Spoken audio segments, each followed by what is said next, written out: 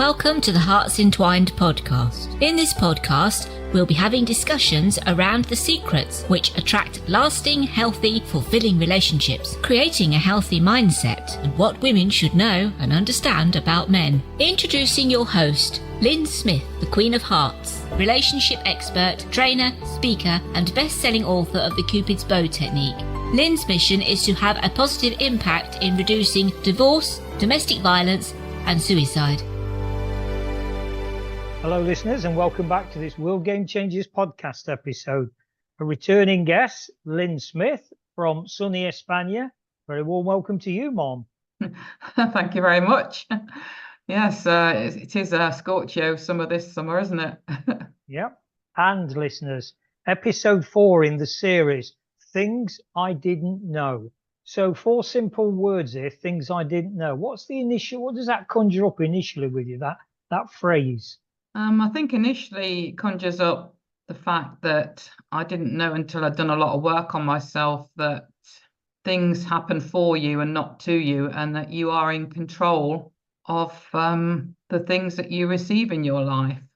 And you don't have to be, the victim of life, so to speak, in inverted commas.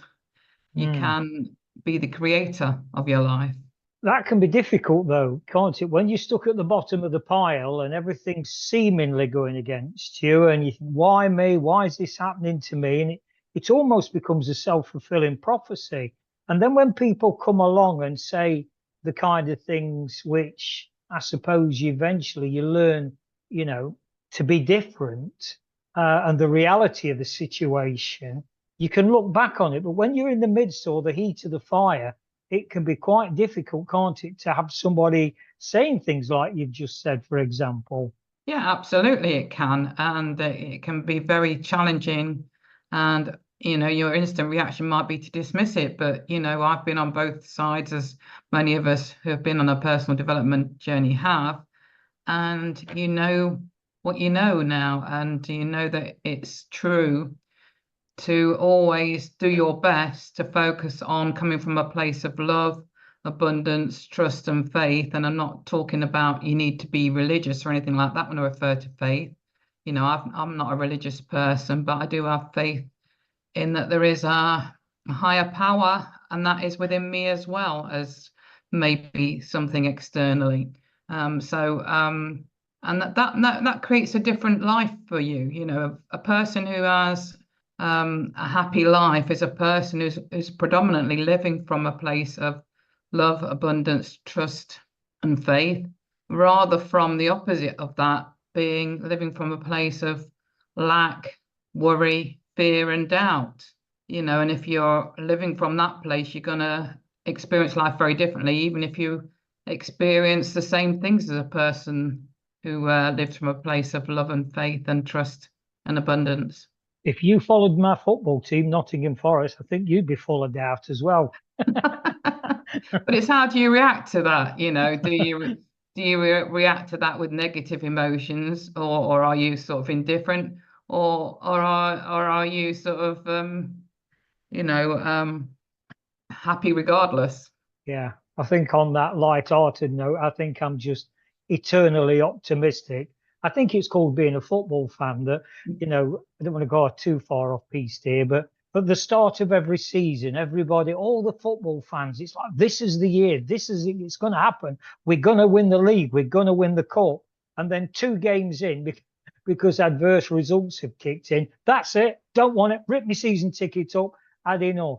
And I just use that really as an example, as a metaphor for life, because for me, it brings in that expectation. And I think a bit like the word perfection.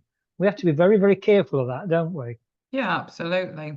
And I feel that, people are not even aware that they're sometimes living, in a space of fear, of doubt and worry, because we have been subjected and conditioned to be in those sorts of negative experiences and negative emotions, through the media, through governments, through our communities, through peer pressure, even through bad parenting.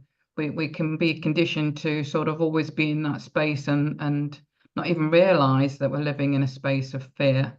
And it's when you become aware of that, it's very empowering to then, work on changing it whenever you have those negative self-talk conversations with yourself that put you in that space. So just give us an example in your life then of, I don't know, 3 or 4 things, whatever, that's things you didn't know, which through the benefit of experience now has given you that wisdom, just light-heartedly 3 or 4, and then pick one to really focus in on. I think that you mentioned self-fulfilling prophecies, and one of the things that has been very powerful in my life is realizing that everything is a self-fulfilling prophecy, whether that's negative or positive. So and we attract what we focus on. So as I've said, if you're focusing on a particular situation and viewing it through the lens of fear, worry, fear and doubt, and that expectation is going to be more than likely something negative, then you're going to experience more of that, because your brain naturally wants to prove you right. And the opposite is true if you're somebody that's learned to catch that and change it and think, well, actually, no, how do I empower myself in this situation? How do I change the question or change my self-talk to be viewing this situation from a place of love, abundance, faith and trust instead? And let me focus on what that looks like. And, then your expectation becomes something completely different. And that becomes your self-fulfilling prophecy. So are there any things that you look back on now? I mean, I do. I look on them humorously, no matter how good, bad or indifferent, in particular the last 2, bad or indifferent, they was perceived to be at the time. I kind of just laugh at it, really. I just laugh at the whole journey and why did I get so het up about? And okay, some of it might have been really big, life-threatening stuff. But, even with that was a perception that, or a story that went with it, wasn't it? Because we don't know what we don't know. And I think, to have had somebody to put a metaphoric arm around my shoulder and say, okay, do you know what? Instead of turning left here down that dark path, we'll turn right down this one. So it's amazing, isn't it? How just having this, because we don't know what we don't know, as the cliche goes. All right, that's fair enough. But until we do. Until we do, yeah, until we do. But it's invaluable, isn't it, to have that kind of support, guidance, mentorship, call it what you will, just somebody to give us that little bit of belief in ourselves. When I always liken it to a domino, not, all these dominoes lined up, not the first one over and the rest will just trickle. And this brings in for me the question of self-love, because I think it's a wonderful, wonderful philosophy, but I think it's helped enormously if somebody shows you love first. In other words, the first domino can't knock itself over. It needs that external to knock it over. Now I'm gaining momentum. Any thoughts on any of that? Yeah, I think regarding self-love, I think it's quite hard for most of us because of our conditioning. And as I said, a lot of us don't realize we've been conditioned. But obviously we are influenced by outside people, things, situations, religions, governments, education, parents, etc., to view ourselves in whatever form that might end up looking like. And sometimes, I've looked in the mirror and thought, I'm finding it difficult to look at that girl and love herself. But I always say to people, probably the easiest way to start that process is to think of yourself as a little boy or a little girl. Remember what that little boy or little girl looked like. And then when you look in the mirror, see that little boy or little girl. And then it's easier to love and comfort and give wise words of wisdom to that little boy or little girl, probably rather than your own reflection when you first start, doing these exercises. And eventually you do then, come to, on the back of learning that, to actually love your own true reflection as who you are today, sort of thing, in that process. So I'm going to ask you a personal question now. Bearing in mind you're live and you're under oath, so you can't lie, or you can't be overly creative and bend it like Beckham. So when you've looked in that mirror, have you ever kissed that mirror? Not actually the pain itself. I blew a kiss at it. Right. I've not actually touched my lips on the glass, in all honesty, but I've said positive words to my own reflection, and I blew a kiss at it. I suppose, the upshot of that was maybe you wasn't blessed with the stunning good looks that I have. Because when I look in the mirror, yeah, futile attempt at humour again, listeners, futile attempt at humour. I don't know where to take it after that. But I mean, And I think are... a thing that has happened recently is that I was devastated when I lost one of my young cats. He wasn't even 2 years old. He was, fully full of life, and he was one of 3 that I rescued as a litter. And it was a devastating event in my life, and I was really upset and wondered, why take him at such a young age when he's such a healthy, strong cat that was an integral part of the 3 siblings that I had.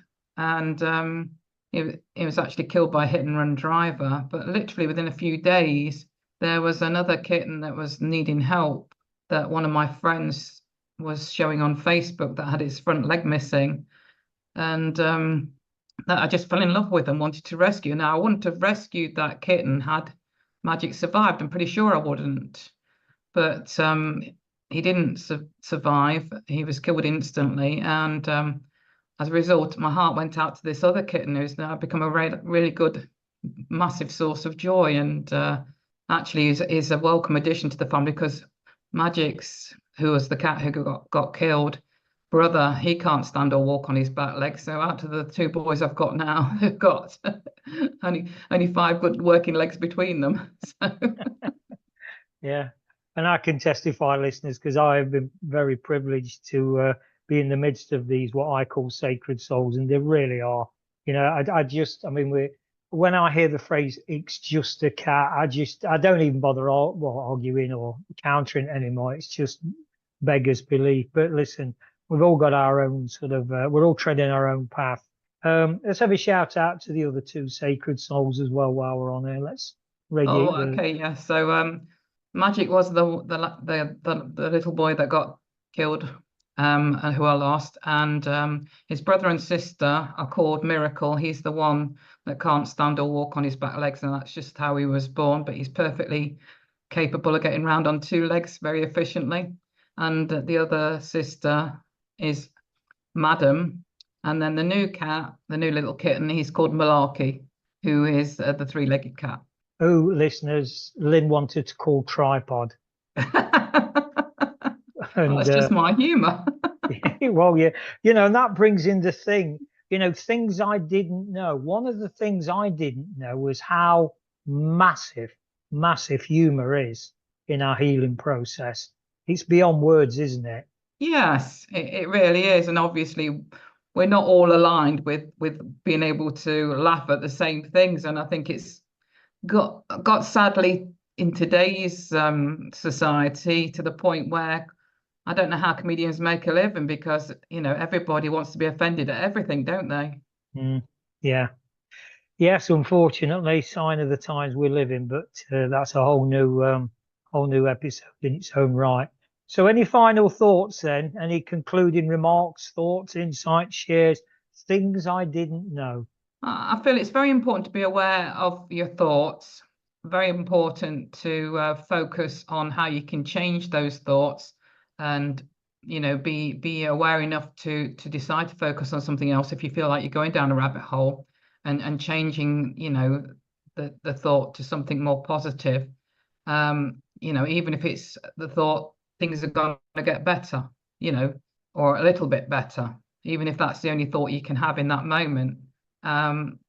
Is a way to start yourself on the path of healing, and start yourself on the path of then focusing on better things, and then actually then attracting that as your reality as time goes on. Beautiful. Contact details, that's the best way people can reach out. I think I'm mainly active on Facebook, so it's Lyn Life Coach on Facebook. My name is spelt with just one N, so it's just Lyn, and usually that's the best way people can contact me. Wonderful. So there we have it, listeners. Things I didn't know. And the Lyn Smith, the Queen of Hearts. Reach out to her, find out more about her. You'll find her a fascinating character. I can attest to that. And but we'll leave it there. And I'll sign off the way I always do, humorously, by saying, remember, the world's changing. How will you respond? Thanks for listening to the Hearts Entwined podcast. You can follow Lyn via the Facebook group Two Hearts Entwined, or search Lyn Smith, inspirational speaker, at LinkedIn, or email lyn@hearts-entwined.com. That's LYN@hearts-entwined.com. Remember, true love starts with opening our hearts.